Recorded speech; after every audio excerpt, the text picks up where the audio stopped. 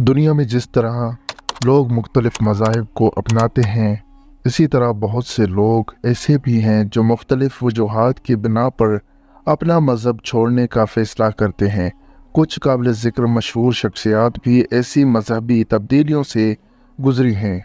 यहाँ कुछ मिसालें उनकी मौजूद हैं, जैसा कि तिलका रत्ने दिलशान, मशहूर क्रिकेटर और श्रीलंकन टीम के साबिक कप्तान तिलका रत्ने दिलशान एक मुसलमान घराने में मोहम्मद दिलशान के नाम से पैदा हुए।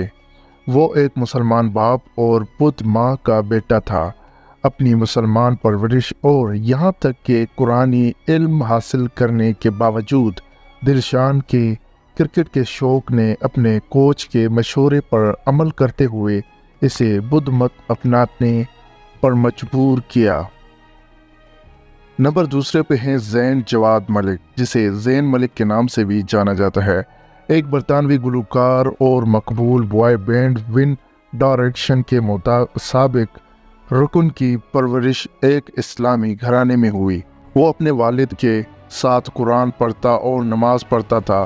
ताहम इंटरव्यूज़ में ज़ैन मलिक ने बताया कि वो अब मुसलमान के तौर पर शनाख्त नहीं करते और अब खुद को मुल्हद समझते हैं। नंबर 3 पे है जावेद अख्तर। जावेद अख्तर उर्दू अदब के शायर होने के साथ साथ समाजी कारकुन भी हैं। इसका मतलब है कि वो वक्तन फ़वक्तन आवाम के लिए आवाज़ उठाते रहते हैं। वो उर्दू शायर के सबसे बड़े फ़नकार इनके बच्चे फ़रहान और ज़ोया अख्तर हैं।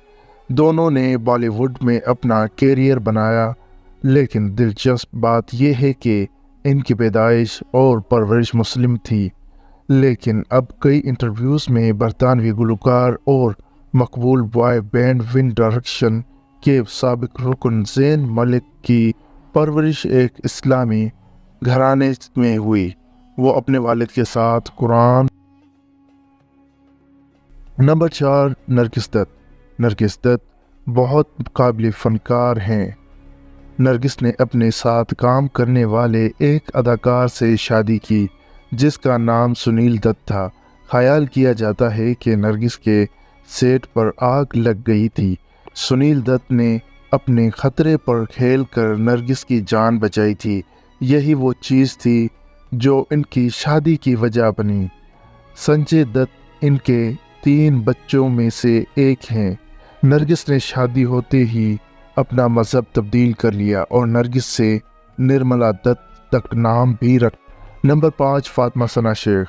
फातिमा आमिर की फ़िल्म दंगल से मशहूर हुई और इसके बाद इन्हें कई बड़ी फ़िल्में भी मिलीं। फातिमा शेख की वालिदा कश्मीरी मुसलमान और वालिद कश्मीरी हिंदू हैं। इसकी परवरिश मुस्लिम के मुताबिक हुई थी और इसीलिए इसका नाम मुसलमान है, लेकिन वो अब मुल्हद हो चुकी हैं और एक इंटरव्यू में इस बात को भी साफ कर चुकी हैं। अब वो किसी मज़हब को नहीं मानती। नंबर 6 परवीन बाबी। वो 70 से 80 की दिहाई तक बॉलीवुड में सबसे ज़्यादा पसंद की जाने वाली अदाकारा थी।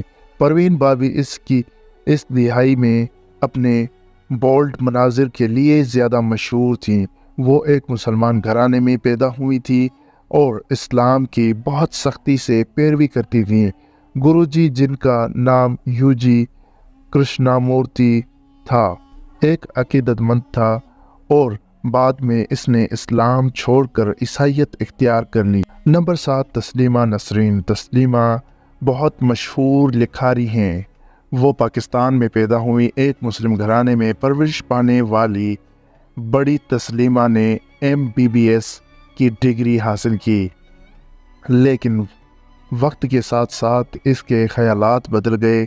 इनकी किताबों और बयानात ने अपने ही मुल्क के मुसलमानों को नाराज़ किया। नसरीन की मुस्लिम मुखालिफ किताब पर बड़े पैमाने पर पाबंदी और इसके बाद इनकी अपने मुल्क से बेदखली इसकी मुतनाज़े और तफरका अंगेज़ नोयत की निशानदेही करती है। ये कई सालों से यूरोप और अमेरिका में रहती हैं, लेकिन 2004 से हिंदुस्तान में रह रही हैं।